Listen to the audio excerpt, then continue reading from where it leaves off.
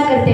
राजेश्वर छत्रपती व्यासपीठ वंदनीय गुर्जर वर्ग आणि येथे जमलेल्या माझ्या सर्व बाल मित्रांनो, छत्रपती शिवरायांचा जन्म 19 फेब्रुवारी 1630 रोजी शिवनेरी किल्ल्यावर झाला. शिवरायांच्या आठवा रूप, शिवरायांचा आठवा प्रताप असा सेंटेन्स देणाऱ्या समर्थ रामदास स्वामींनी शिवरायांचा उल्लेख श्रीमान योगी असा केला आहे. शिवरायांपूर्वी अनेक राजे होऊन गेले, शिवरायांनंतरही अनेक राजे उदयास आले, पण एक आदर्श राजा म्हणून आठवता ते केवळ शिवरायच. याचे कारण त्यांच्या प्रजेवरील प्रेम, स्वराज्य निष्ठा, त्यांचे पराक्रम आणि त्यांचे निष्कलंक चारित्र्य. आज 350 वर्षे होऊन गेली तरी शिवाजी 3 त्रैलोक्याला पूर्ण होतात ही बाब साधी नाही.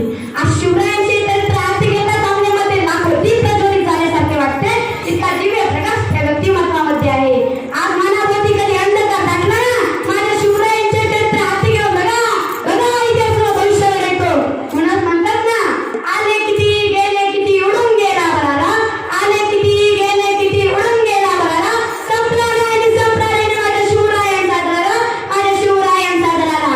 महाराज म्हणजे फक्त योद्धा आणि पराक्रमी नव्हे, महाराज म्हणजे अमावस्येच्या अंधारातील नसलेला तेज पुरुष, अर्थकारण, राजकारण, समाजकारण असे अनेक पैलू समजून घेण्यासाठी आहे. छत्रपती शिवाजी भोसले इसवी सन 1818 पर्यंत टिकलेल्या आणि आपल्या तरुण कशाच्या काळात भारतीय वगळण्याचा बाहेरचा वळखणाऱ्या मराठा साम्राज्याचे संस्थापक होते. भोसले कुळातील सुपुत्राने विजापूरच्या आदिलशाह आणि मोगल साम्राज्य विरुद्ध ऐतिहासिक संघर्ष करून स्वतःचे राज्य स्थापन केले. राज्याभिषेकाचा दिवस होता. शिवरायांनी राजदरबारात प्रवेश केला.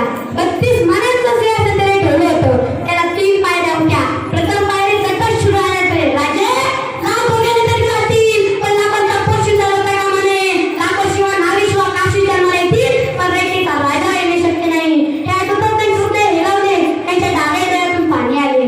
दुसऱ्या पायरीवर पाय ठेवताना त्यांना आठवले, राजे तुम्ही सुरू विचार करायला जा आणि पावसाची सलामी द्या. जोपर्यंत तुम्ही पावसाची सलामी देत नाही तोवर माझी प्रबोधन माझे आपला देह सोडणार नाही. हे आठवतात त्यांचे हृदय हेलावले, त्यांच्या उजव्या डोळ्यातून पाणी आले. त्यांनी तिसऱ्या पायरीवर पाय ठेवला.